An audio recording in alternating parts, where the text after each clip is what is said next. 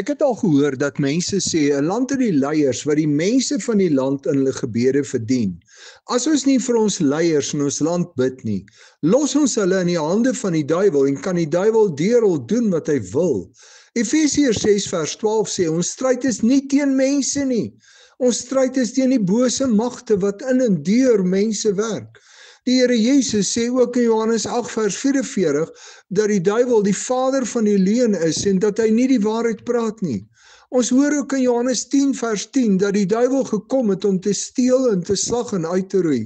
Is dit nie presies wat ons in ons land sien nie?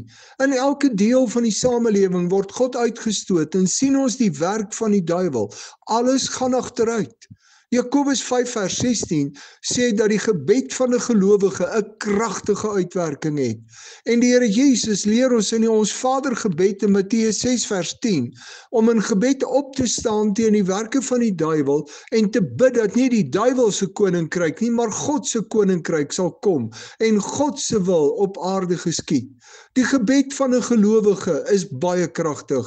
As ek in geloof bid dat God in elke situasie in ons land sal inkom, sal die magte van die bose moet pad gee. Ondersteun jy die werke van die bose in ons land, deur alles aan die bose oor te laat sodat hy kan doen wat hy wil? Of staan jy in gebed op en bid jy ernstig dat die magte van die bose uit ons land sal pad gee en God, deur sy gees, alles sal nuut maak?